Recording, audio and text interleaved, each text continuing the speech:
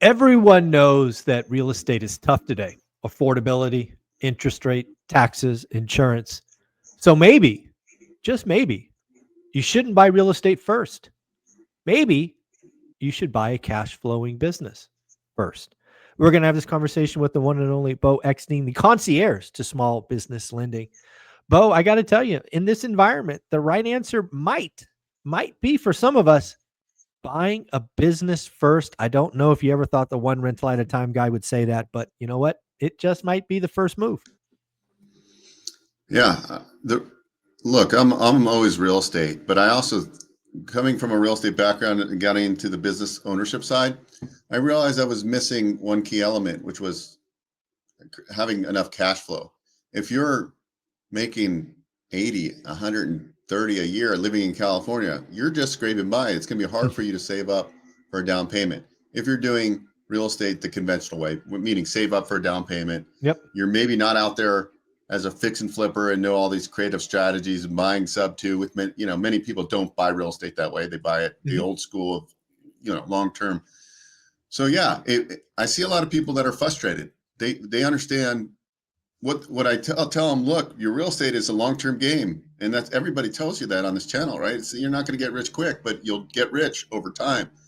So to speed up the process, I believe having an operating business that produces cash flow and not stay as the operator. You're the operator in the beginning, but then you become the business owner, right? Right. Tony Robbins, I was just listening to a YouTube video. He was talking about the same thing. He talked about the burger guy that in his small town where he grew up, he went back there for the first time 30 years later. The same guy has the same burger shop. And his point is you could be a McDonald's, maybe the hamburgers aren't as good as Irv's burger shop, but you can scale with business ownership. But you got to not be the operator. Eventually, you have to be the business owner and think like that. So I do think the triangle method plays in well to this point. Yeah. Again, when I step back and realize that, my channel is about building wealth, and yes, my wealth was built through real estate, but that's not the right answer for everyone. And it's certainly not the right answer all the time.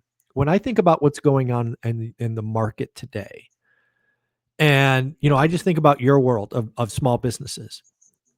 I see a lot of small businesses that are run by baby boomers whose kids don't want them.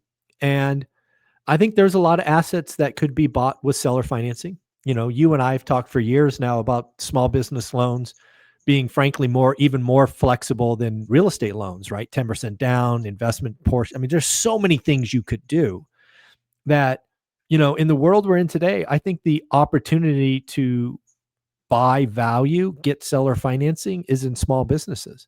I certainly think there's always opportunity in real estate, but where I look where the easiest opportunity is, I'd be a fool not to say it's, small businesses today. And maybe it's not that case in 2 years. Maybe it is, maybe it isn't. But, right now in late 2025, I got to tell you, I think the small business arena, whether it's franchises, buying an existing business, starting with vending, it's probably the right move for a lot of people, right? Because again, $200 cash flow is tough to get. $200 is not going to move the needle for a lot of people. But if you start a business on the side, you also have a plan B, right? We're hearing more and more layoffs, right? Amazon just did 14,000 on the way to 30,000. UPS just did 40,000. I mean, the list goes on.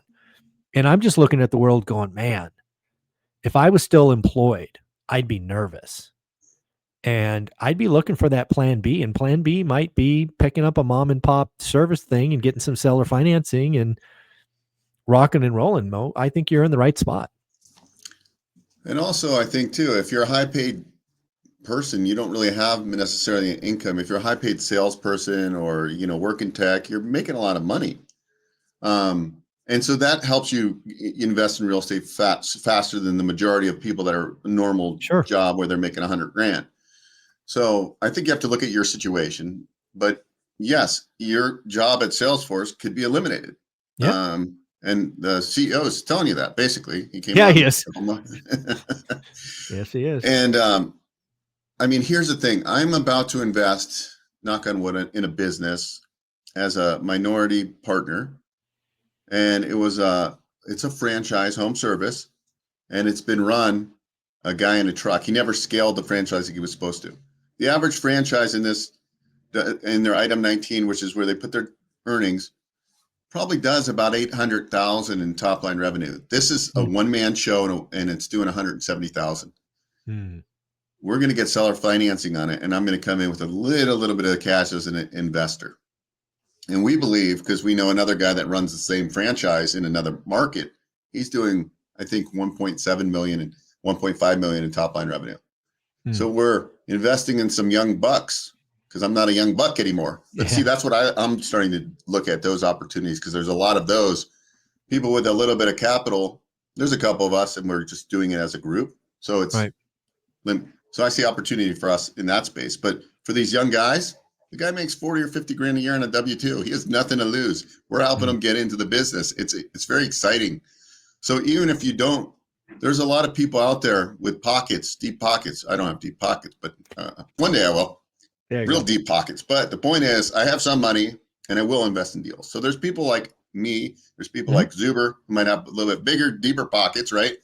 That would probably invest with the right scenario.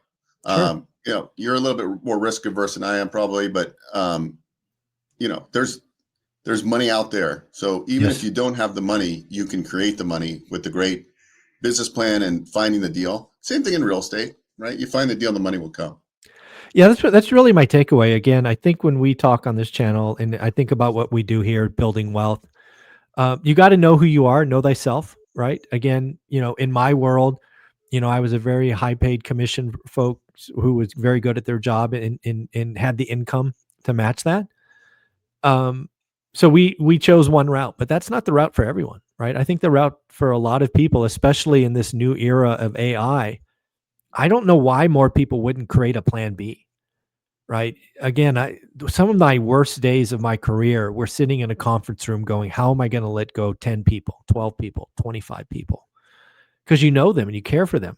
And then, oh, by the way, to be that person who got let go, that's a terrible day. Because again, you're running your life. When you get let go, your monthly expenses are really, really high. And suddenly the income's not there. Yes, you get a severance, and yes, you got this and that. But unemployment's not going to make up for it, right? These people that get let go of tech jobs, the unemployment check's nothing. And, you know, it's going to be a scary time. So I think a lot of people need to look in the mirror and go, how does my family get a plan B? I think this is really important. I think a lot of people need to reach out to you, take the Zoracle. They just need to figure out who they are and what's right for them. Yeah, and you should put up my URL, because you got ORAT, which is good too. But you know, put my URL up. You know, it's coming. Yeah, I mean, guys, we talk about gateway businesses. There's plenty of gateway businesses. There's lots of things you can do, and most of these business models are going to train you from day one. So you don't need. We have people getting into HVAC businesses with no experience. Yeah, like in there, you know, as long as you have if you can follow a playbook, then you could be very successful if you select the right business to invest in. So you know, it's an amazing time. Tony Robbins. I'm not a huge Tony Robbins fan, but I was watching his YouTube video today, and it was really good. Actually, I have to say, like, I got a new appreciation for Tony Robbins. A lot of people love him, but yeah, it's 80% mindset, guys. 20% actually like skill set, right? So it's all mindset. And I think about the people in my audience, right? They have a career in something. And I always just go back to nurses, because I've heard some horror stories about nurses in the healthcare industry. And, you know, you're in the game, and you got into the game for the right reason, because you wanted to help people. And now you've realized that the healthcare system's a big scam and paperwork and crap. And I'm going, you guys just have the heart. Now you have the experience, the lingo, the certifications. There's a lot of businesses that you could start that kind of maybe reinvigorates you and get you excited again about really helping people instead of being caught in this mishmash of a machine. Yeah. Yesterday I was when I was at the Finance Expo, I was on a panel. It's for people that are in the business lending space. And I was on a panel, sitting right next to me was the founder of Lendio. And I was cool because I was like on a panel with him and he's next to me. But I thought about, his name is Brock. He's a really nice guy. I thought about Brock, and I thought about how far Lendio goes back. And then he was talking about now his company's funding $150 million a month in business financing. And he started that back in the day, and they had a good idea, and look at it now. So anything you put your mind to, and if you don't set those barriers, you can do. And that's just, I mean, Brock was living proof. 150 million a month now his company is funding, which is pretty significant. So there's lots of money out there. I'll tell you that. I was at an event. So you just need to learn how to structure SBA financing, seller financing. Sellers want to sell. They're going to sell their business on seller financing. The business we're looking at right now, it has declining revenue because the guy's like 80 years old, right? Mm-hmm. And so we can't get SBA financing because they're like, you're declining revenue. We could do it if it was stabilized, but it keeps on declining. So we're not going to do it. It's very difficult to get declining revenue businesses financed. So we went back to him and said, look, we can't get SBA financing. So we made him a seller carry offer. Nice. And so anyway, SBA would have been a better program if we could do it, but it's probably going to be more challenging. But here's a business where we could buy for $160,000, and it's prime. We get prime location, and if we execute the plan, this could be a $1.5 million top line revenue business with, I don't know, 20% margins. So nice. A fairly attractive business, and there's room to scale it from there and open up territory. So lots of opportunities. There's business models that you can get into with $10,000, $20,000, $30,000 out of pocket. So it's not out of reach for anybody. So. Yeah. And again, folks, there's lots of things. Again, the triangle method, Bo written a book about it. Again, if you happen to be of age where your kids are coming out of high school and looking for the next thing to do, maybe doing a business together, there's just so many things you could do to start, on this journey. And it starts with going to onerentalmeeting.com, scheduling a 15-minute call, doing the Zoracle, figuring out who's who in the zoo, and Bo is the one for it. Bo, let's close it up. What are your final thoughts? Just happy to be here every week, and although I won't be here next week, I have to tell you that. But I'm going to be doing starting a new venture, and I have to do a week of training. But other than that, that's what I practice what I preach, stacking skills. I'm doing that next week, so I won't be here. But keep stacking skills, and we've got, what do we got? Like 2 months before the end of the year. So yeah, let's push hard. Let's set our goals. Are you under 10% body fat? Not yet. 11.1. Okay, well, you got close. 60 days. Yeah, believe me, I know. I think about it every morning when I weigh myself. I'm like, damn it. So the last 1% is going to be hard. It's holiday time too. Yeah, believe me, I know. Once you do it, why don't you do it now and then enjoy the holidays? Or do you have a date you have to do it by? Like you can't 31st. Yeah, I guess. So it's going to be tough. So I think I'm going to change it to the 15th of December. So I have about 6 weeks. I think I am going to move the date to the 15th of December. And so you're committing to that on air right now? Yep, correct. All right. Yeah. All right, good. Yeah. Then you can at least have a nice Christmas and New Year's where you can indulge a little bit, have some sushi, all that good stuff. There you go. Bo, you're amazing. Folks, go to onerentalmeeting.com, get a call scheduled, see what's what. Bo, take care. We'll talk in 2 weeks. Thank you.